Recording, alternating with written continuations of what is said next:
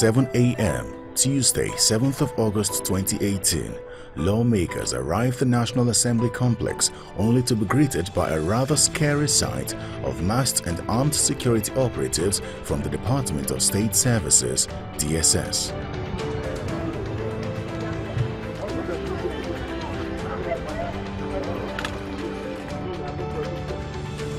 They had barricaded the gate of the National Assembly complex, preventing lawmakers, workers and journalists from gaining access into the assembly complex. And according to them, they were acting on orders from above. Order from above? Who's above? Who's the person above? Are they above the God that put them there? Is that what you actually call for? Do you call for this kind of a change? This is impunity on the head shoulder. You close the Nigerian house. You are telling me that you are order from above. You are going to stay until 9 o'clock. If you want to fight the government, go and fight the government. You want to fight democracy instead of the government. They are not telling us. After the department, they couldn't tell us who the department actually came from. They only say order from above. They won't allow you in. Water run away my eye. When I remember that year, gas water run away my eye. Water run away my eye. Some activists are also at the gate chanting protest songs condemning the actions of the DSS.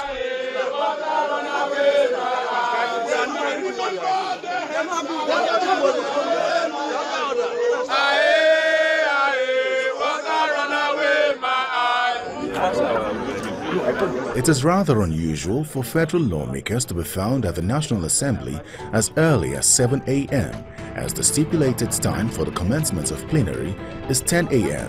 And even more worrisome is the fact that the National Assembly is on its long recess after adjourning on the 24th of July to reconvene on September 25th, 2018.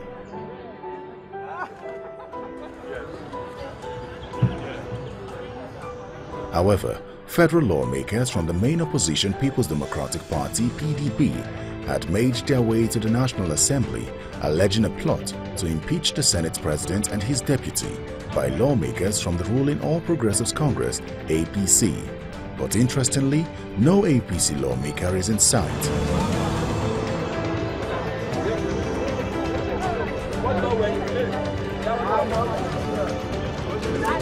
The lawmakers from the PDP insist that they must be allowed into the National Assembly complex. Shut them! This is not about APC, this is not about PDP. This is Nigeria versus Muhammad Buhari. Enough of this coming from the actual police. People are being assassinated every day. Police cannot do anything. We have our ID card. We are members of the house. I don't know. The security should be guarding us, but not preventing us from entering here.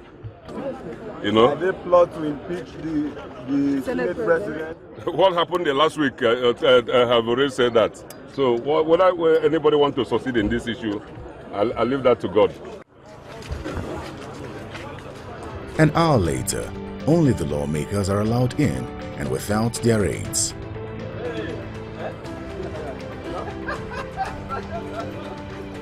Not long after, an APC lawmaker in the House of Representatives arrives and makes his way into the complex. Less than 30 minutes later, he emerges and addresses journalists on his way out. Listen to me.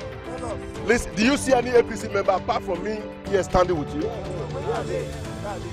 Because they only communicated to PDP members. That's why they are here. We were not told. I wasn't told. So those are the questions that should be posed to them.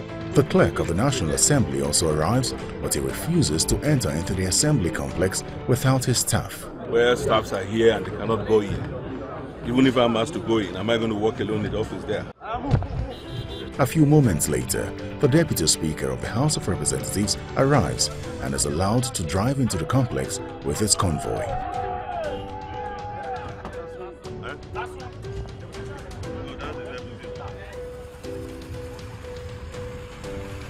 On his way out after less than 30 minutes, he explains the reason for his presence at the National Assembly. We are supposed to meet here today, the leadership of the National Assembly. The meeting was called by the Senate President to come and meet here by 12 o'clock today. And that was why I drove in, majorly for that meeting. Has the meeting been held now? No, the meeting has been called off because I didn't even know that there were other issues until I got here about 12:15. Come back. Nearly 7 hours later, the DSS officials leave, ending the siege, and everyone rushes into the National Assembly complex.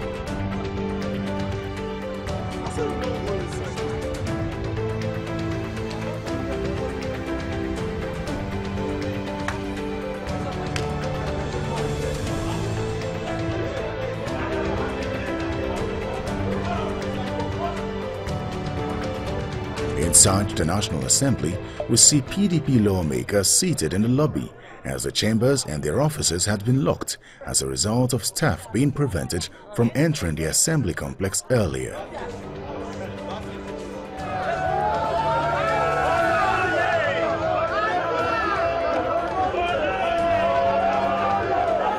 Then the Senate President emerges amidst cheers from supporters.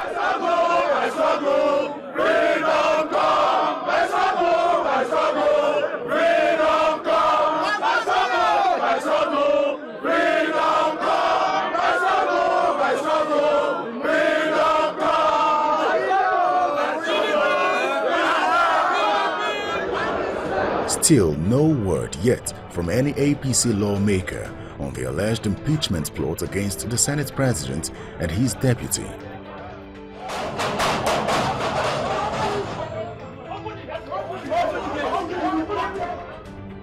As they say, history never forgets. A look at history reveals that it is not the first time this is happening. October 28, 2014, former Speaker of the House of Representatives, Aminu Tambuwal, now the Sokoto State Governor, defected from the then-ruling People's Democratic Party to the newly emerged opposition, the All Progressives Congress. I wish to hereby formally notify all of you of my membership of the All Progressive Congress.